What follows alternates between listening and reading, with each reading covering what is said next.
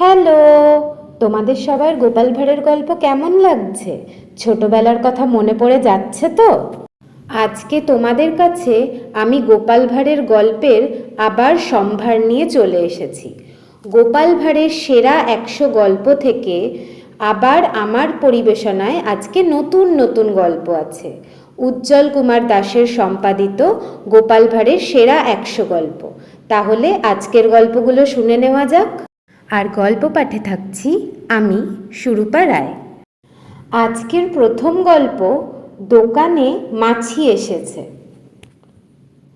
গোপালের বয়স খুবই অল্প। গোপালের বাবা হঠাৎ মারা যাওয়ায় গোপাল খুব দারিদ্র্যের মধ্যে পড়ে। কিছু একটা করার অভিপ্রায়ে সে মামার বাড়ি যায়। গোপালের বাড়ি থেকে মামার বাড়ি বেশ কয়েক মাইল পথ। পথে যেতে যেতে একসময় তার খুব খিদে পেল। সঙ্গে কোনো খাবার নেই, এমনকি পকেটে টাকা পয়সাও নেই। কি করবে ভাবছে, এমন সময় তার নজর গেল দূরের একটা মিষ্টির দোকানে। একটা ছোট্ট ছেলে দোকানে বসে আছে। পায়ে পায়ে গোপাল দোকানের সামনে গিয়ে দাঁড়ালো। দেখলো ছেলেটির বাবা দোকানের পেছনের ঘরে বসে দুপুরের আহার করছে। গোপালের মাথায় অমনি এক দুষ্টু বুদ্ধি খেলে গেল। সে কাউকে কিছু না বলে থালায় সাজানো মিষ্টি একের পর এক খেতে আরম্ভ করলো। তাই দেখে দোকানের ছেলেটি বলল, এই কে রে তুই? বলা নেই কওয়া নেই দিব্যি মিষ্টি খেয়ে চলেছিস। কি নাম তোর?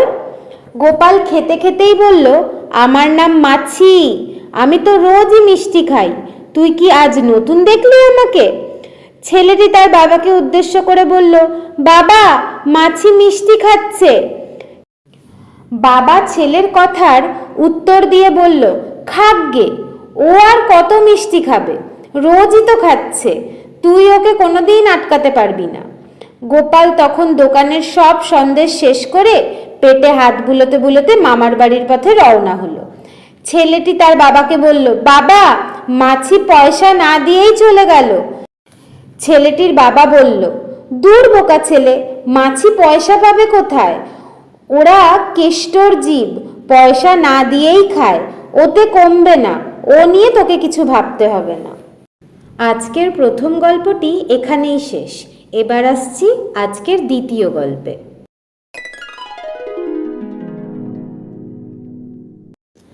আজকের দ্বিতীয় গল্পটি হলো পেটুক গোপাল।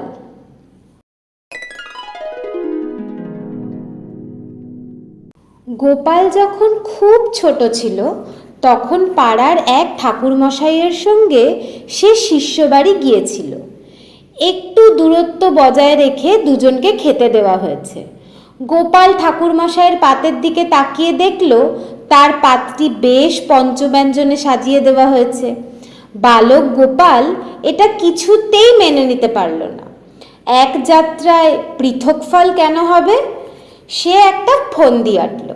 ঠাকুরমশাই স্নান সেরে ফিরে এলেই গোপাল দুটো পাতেই হাত ঠেকিয়ে বলল, ঠাকুরমশাই, আপনার পাত এটি না ওটি? ঠাকুরমশাই দেখলেন গোপাল দুটো পাতই ছুঁয়ে দিয়েছে।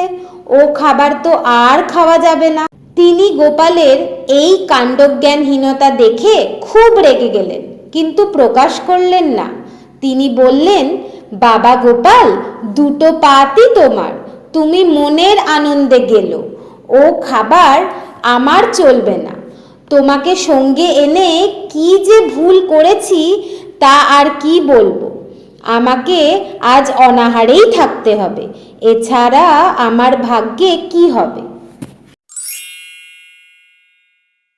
তোমাদের যদি আমার পাঠ করা গল্পটি ভালো লাগে তাহলে please subscribe this channel, like, share and comment.